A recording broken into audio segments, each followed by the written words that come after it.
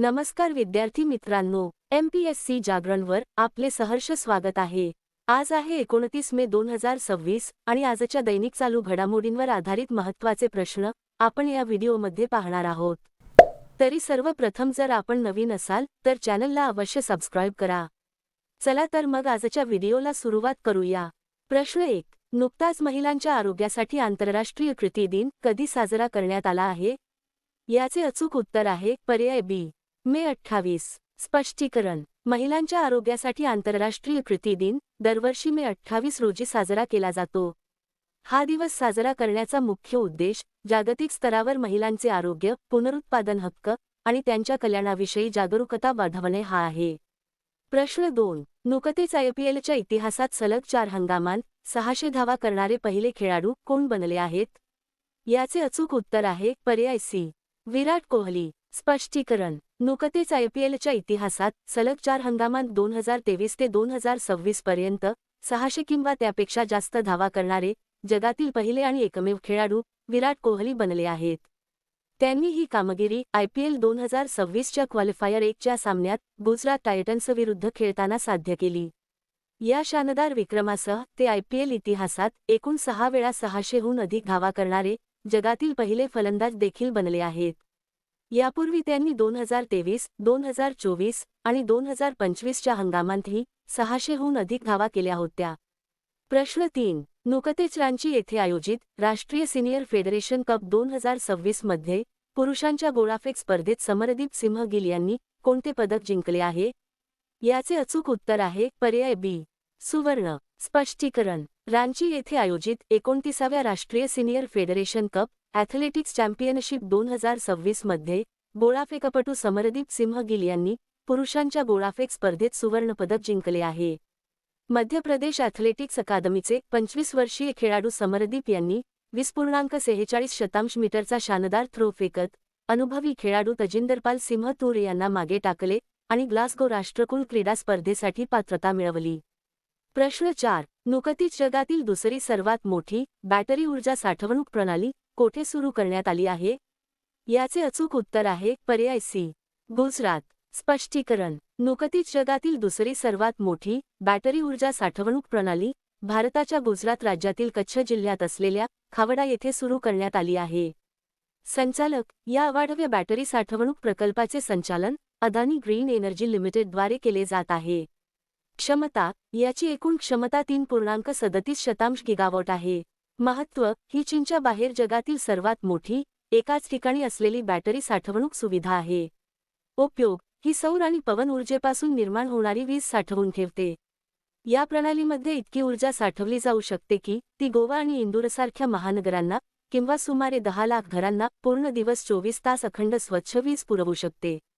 गुजरात राज्याची माहिती: राजधानी गांधीनगर, मुख्यमंत्री भूपेंद्रभाई पटेल, राज्यपाल आचार्य देवव्रत। आता पाहू गुजरातशी संबंधित इतर चालू घडामोडी। कोल इंडियाने गुजरातमध्ये 100 मेगावॉटचा सौर प्रकल्प सुरू केला आहे। भारताचा पहिला ग्रीन मिथेनॉल प्लांट गुजरातमध्ये उभारला जात आहे। भारताची पहिली मल्टीलेन फ्री फ्लो टोलिंग प्रणाली गुजरातमध्ये सुरू करण्यात आली आहे। अहमदाबाद रेल्वे डेपो हा वॉटर न्यूट्रल जल तटस्थ रेल्वे डेपो म्हणून समोर आला आहे। प्रतिभावान खेळाडूंच्या DNA मॅपिंगसाठी गुजरातमध्ये स्पोर्ट्स जिनोमिक्स प्रोग्राम सुरू करण्यात आला आहे। भारताच्या पहिल्या सेमीकंडक्टर फॅब्रिकेशन प्लांटसाठी पहिल्या विशेष आर्थिक क्षेत्राला धुलेरा येथे मंजुरी देण्यात आली आहे। नारीतेआय नावाचे कृत्रिम बुद्धिमत्ता टूल गुजरात पोलिसांकडून लॉन्च करण्यात आले आहे।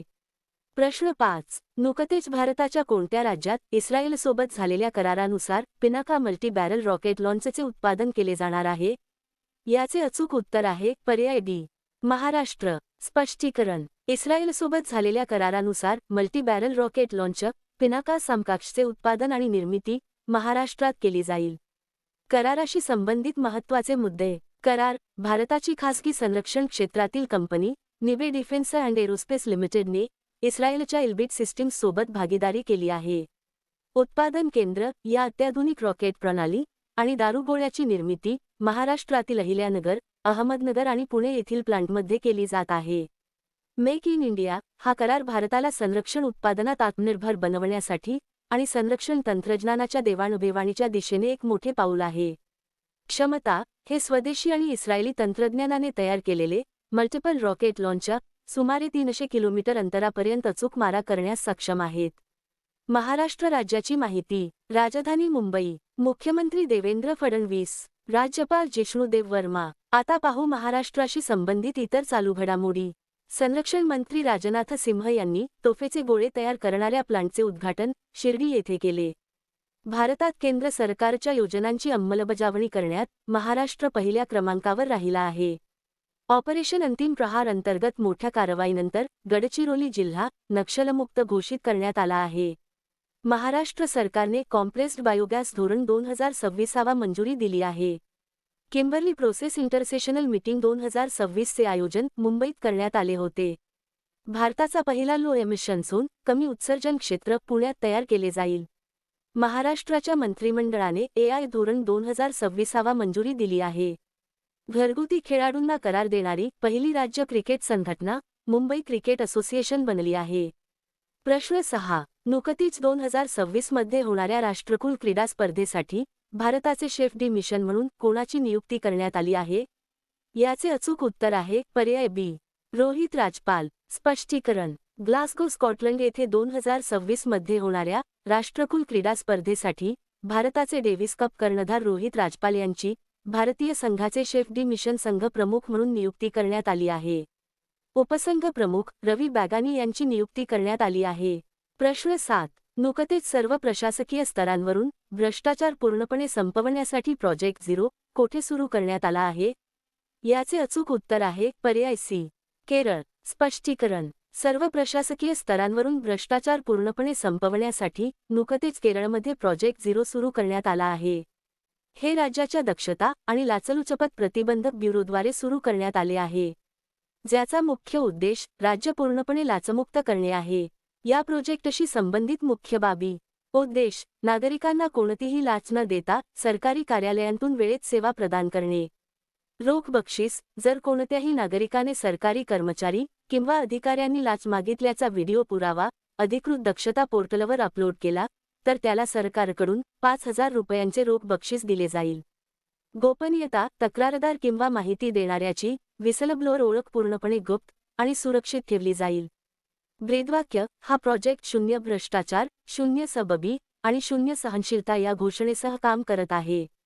केरळ राज्याची माहिती. राजधानी तिरुवनंतपुरम. मुख्यमंत्री व्ही.डी. सतीशन. राज्यपाल राजेंद्र आर्लेकर. आता पाहू केरळशी संबंधित इतर चालू घडामोडी. केरळ विधानसभेचे 25वे अध्यक्ष म्हणून तिरुवंचूर राधाकृष्णन यांची निवड करण्यात आली आहे. केरळ सरकारने भारताचा पहिला समर्पित कॅबिनेट स्तरीय AI पोर्टफोलिओ लॉन्च केला आहे. केरळ सरकारने भारताचा पहिला ज्येष्ठ नागरिक काळजी विभाग स्थापन करण्याचा निर्णय घेतला आहे. संपूर्ण डिजिटल बँकिंग स्वीकारणारे भारतातील पहिले राज्य केरळ बनले आहे. संयुक्त राष्ट्रांच्या कचरामुक्तीच्या दिशेने 20 शहरे या उपक्रमात सहभागी होणारे वर्कला हे पहिले भारतीय शहर बनले आहे. गांडुळाची द्रविडा वझानिया ही नवीन प्रजाती केरळमध्ये शोधली गेली आहे. महिलांच्या रात्रीच्या सुरक्षेसाठी केरळमध्ये निर्भया निशा हा उपक्रम सुरू केला जाणार आहे. प्रश्न 8. नुकतेच पहिल्या जागतिक योगासन चॅम्पियनशिप 2026 चे उद्घाटन कोठे केले जाईल? याचे अचूक उत्तर आहे पर्याय सी. अहमदाबाद. स्पष्टीकरण. पहिल्या जागतिक योगासन चॅम्पियनशिप 2026 चे उद्घाटन भारतातील अहमदाबाद शहरात केले जाईल. ही ऐतिहासिक स्पर्धा 4 ते 8 जून दरम्यान शहरातील ट्रान्सस्टेडिया एका एरेना येथे आयोजित केली जाईल, ज्यामध्ये 60हून अधिक देशांचे खेळाडू सहभागी होणार आहेत. या आयोजनाचा मुख्य उद्देश योगासनाला स्पर्धात्मक जागतिक खेळ म्हणून मान्यता मिळवून देणे आणि भविष्यातील ऑलिम्पिक खेळांमध्ये त्याचा समावेश करणे हा आहे. प्रश्न 9. नुकतेच महान संगीतकार सन्नी रोलिन्स यांचे निधन झाले आहे, त्यांचा संबंध कोणत्या वाद्याशी होता? याचे अचूक उत्तर आहे पर्याय बी. Tenure saxophone. स्पष्टीकरण. दिग्गज जॅझ संगीतकार सन्नी रोलिन्स यांचे मुख्य वाद्य सॅक्सोफोन, विशेषतः टेनर सॅक्सोफोन होते. त्यांना सॅक्सोफोन कोलोसस सॅक्सोफोनचे दिग्गज म्हणूनही ओळखले जात असे. रोलिन्स यांची संगीत कारकीर्द 8 दशकांहून अधिक काळची होती आणि त्यांनी आपल्या असाधारण संगीताने आणि शैलीने जॅझच्या जगात एक अमिट छाप सोडली. प्रश्न 10. नुकताच भारताचा पहिला भू-औष्णिक ऊर्जा प्रकल्प कोठे विकसित केला जात आहे? याचे अचूक उत्तर आहे पर्याय ए. लडाख. स्पष्टीकरण. भारताचा पहिला भूऔष्णिक ऊर्जा प्रकल्प पूर्व लडाखमधील पुगा दरी पुगा व्हॅली येथे विकसित केला जात आहे. ठिकाण: समुद्रसपाटीपासून सुमारे 14,000 फुटांपेक्षा जास्त उंचीवर असलेली पुगा दरी लेह. विकासक: हा प्रकल्प सार्वजनिक क्षेत्रातील कंपनी ONGC द्वारे विकसित केला जात आहे. उद्देश: या प्रायोगिक प्रकल्पाचा मुख्य उद्देश हिमालयीन क्षेत्रात भूऔष्णिक ऊर्जेचा व्यावसायिक वापर करून ती ऊर्जेचा एक शाश्वत आणि स्वच्छ पर्याय म्हणून स्थापित करणे हा आहे. आता पाहू लडाखशी संबंधित इतर चालू घडामोडी. भारतीय सैन्याने लडाखमध्ये ऑपरेशन नेतृत्व.0 आयोजित केले. लडाखमध्ये 5 नवीन जिल्ह्यांची अधिसूचना जारी करण्यात आली आहे. सांस्कृतिक वारशाच्या संरक्षणासाठी लडाखला भारताचे पहिले पेट्रोग्लिफ शिलाचित्र संरक्षण पार्क मिळणार आहे. लडाखमध्ये हिम सरोवर प्रकल्पाचे उद्घाटन करण्यात आले आहे. गगनयान अंतराळवीरांनी मानवी मर्यादांच्या चाचणीसाठी लडाखमध्ये मिशन मित्र सुरू केले आहे. भारताचा पहिला शीत वाळवंट नदीकाठ पुनरुज्जीवन प्रकल्प लडाखमध्ये लॉन्च करण्यात आला आहे. प्रश्न 11. नुकतेच भारताला मागे टाकून जगातील 5वा सर्वात मोठा शेअर बाजार कोण बनले आहे? याचे अचूक उत्तर आहे पर्याय सी, तैवान. स्पष्टीकरण: तैवानने भारताला मागे टाकून जगातील 5वा सर्वात मोठा शेअर बाजार बनण्याचा बहुमान मिळवला आहे. आर्टिफिशियल इंटेलिजन्स आणि चिप निर्माता कंपनी TSMCच्या शेअर्समध्ये झालेल्या प्रचंड वाढीमुळे तैवानचे मार्केट कॅप वाढून $4.95 ट्रिलियन झाले आहे, तर भारताचे मार्केट कॅप $4.92 ट्रिलियन आहे. शीर्ष 5 शेअर बाजार मार्केट कॅपनुसार क्रमांक: 1 अमेरिका, 2 चीन, 3 जपान, 4 हाँगकाँग, 5 तैवान. जागतिक इक्विटी मार्केटमधील या बदलाचे मुख्य कारण तैवानची दिग्गज कंपनी तैवान सेमीकंडक्टर मॅन्युफॅक्चरिंग कंपनीच्या शेअर्समधील विक्रमी उसळी आहे, जी AI च्या वाढत्या प्रसारामुळे आहे. याउलट भारताच्या शेअर बाजारातून परदेशी गुंतवणूकदारांनी पैसे काढणे आणि रुपया कमकुवत झाल्यामुळे भारतीय मार्केट कॅपमध्ये घट झाली आहे.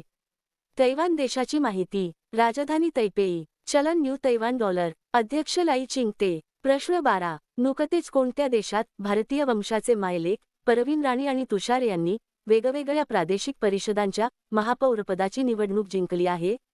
याचे अचूक उत्तर आहे पर्याय बी, ब्रिटन. स्पष्टीकरण: भारतीय वंशाच्या मायलेकाच्या या जोडीने परवीन राणी आणि तुषार यांनी नुकतेच युनायटेड किंगडम ब्रिटनमध्ये महापौरपदाची निवडणूक जिंकली आहे. या ऐतिहासिक कामगिरीचे मुख्य मुद्दे खालीलप्रमाणे आहेत. तुषार कुमार मुलगा 23 वर्षीय तुषार यांनी एल्स्ट्री आणि बोरेहमूड टाउन कौन्सिलच्या महापौरपदाची सूत्रे हाती घेतली असून ते ब्रिटनमधील भारतीय वंशाचे सर्वात तरुण महापौर बनले आहेत.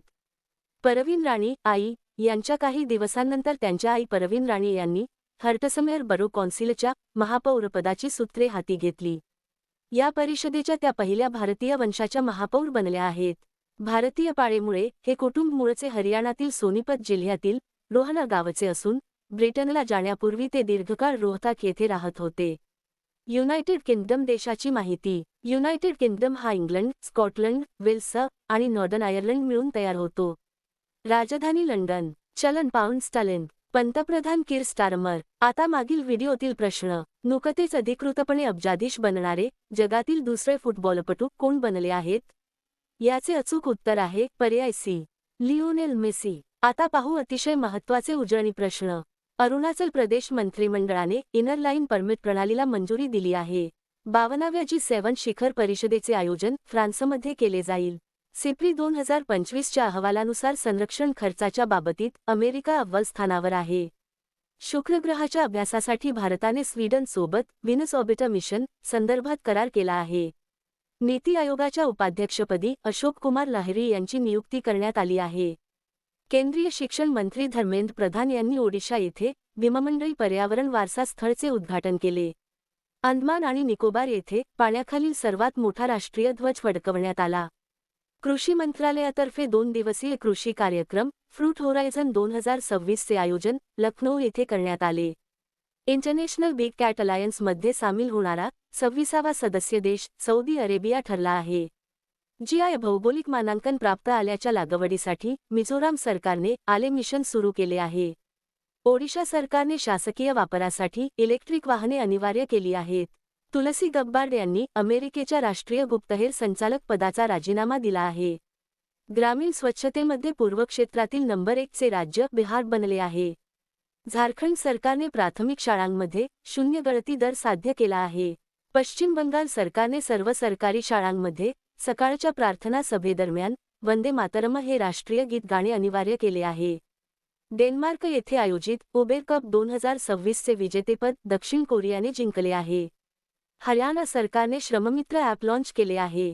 तुमच्यासाठी प्रश्न: नुकतेच कोणत्या राज्यात नामशेष होत चाललेले पांढरे गिधाड आढळले आहे? दिलेल्या पर्यायातून या प्रश्नाचे अचूक उत्तर कमेंट बॉक्समध्ये नक्की द्या. उद्या पुन्हा भेटू पुढील भागात. धन्यवाद.